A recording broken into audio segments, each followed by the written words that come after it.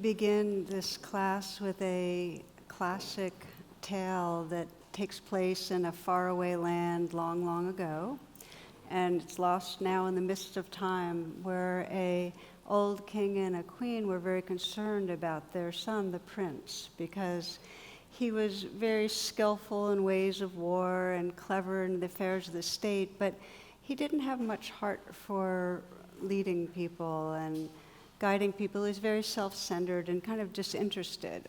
And they were concerned about the fate of the kingdom. And so they went to speak with a sorcerer who was quite wise in his ways. And the sorcerer asked them, what is he passionate about? And they had a hard time coming up with anything. And they said, oh yeah, horses. Okay. So he said, the sorcerer told them to bring the prince to the palace gardens the next morning, and they showed up with him, and the sorcerer had a very amazingly beautiful white horse there, and the prince was immediately drawn to it and said, how much? And the sorcerer said, first, you have to ride it. So the young prince jumped on this white horse and just galloped off, and it was just ecstatic for him. In fact, he was so carried away that he just ran through the surrounding farmlands and into the hills, and then horse had endless energy. He had endless energy, ran through the mountains and mountain passes and into a part of the world he didn't know well, and he ended up in some very deep woods, and it was late, and so he stopped in the middle of a deep forest at a little cabin, and of course a beautiful young woman answers the door, and it's the cabin of a woodcutter, and he's invited to stay for the evening, which he does. The next day he takes off to find his way home, and he asks everybody he meets how to get back to the kingdom, but nobody has the foggiest notion of how he gets back. And so at the end of the day, he went back to the woodcutter's house and stayed there again. And he did this day after day, trying to find his way back. But he just was unable to, he couldn't find his way home. So he ended up staying with the woodcutter and the young daughter, and working for the woodcutter and learning the craft. And of course, he fell in love with the beautiful girl, and they get married and they have children. And after some years, really, the memories of his old life faded, and he became very happy and content. He learned a trade, he loved his children, he loved his wife, he had a good life. He'd go for these long walks on his own now and then to this glen with a deep, beautiful forest pond. One day, he was in the glen by the pond, and he saw his two children running out of the forest, and a tiger was chasing them. And they jumped into the pond. The tiger jumped into the pond and disappeared. And then his wife came running after the children, and she too jumped into the pond and disappeared. The horse galloped up, jumped into the pond, and disappeared. And in moments, there was no trace of his family that he loved so much and his horse.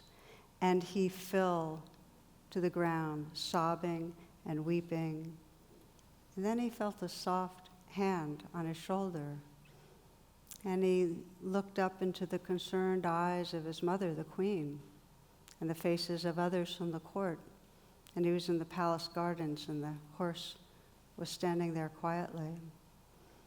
The queen was relieved. She said as soon as he touched the horse, he had fallen into the ground. He'd fallen to the ground and was kind of lying in a trance for 2 to 3 minutes. And he said, 2 to 3 minutes? Impossible. I lived a whole life.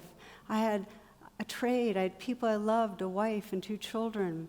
I had things that mattered to me. I lived a whole life. It was not 2 to 3 minutes. Not possible. He was dazed, bewildered. Then he stood and he walked away. The sorcerer bowed to the queen, took the horse and left. So the prince was profoundly altered by this loss and this mystery, and his attitude changed.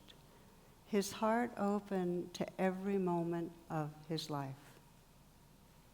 To every moment of his life.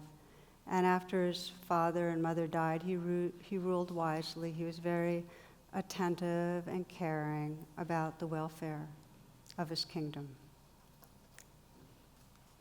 And that's the end of the story. So the inquiry really here is, what is it that allows us to open our hearts to every moment of our life? And it's the remembrance that it's passing and it's precious. And I know for myself and so many of you who are listening that we've had that experience of accompanying someone we love when they're dying, and how along with the grief as someone passes from this life, we're kind of catapulted beyond our thoughts and beyond our personality into some space of a mystery where there's just love and there's presence. It's like the world stops, the world of our leaning forward into something.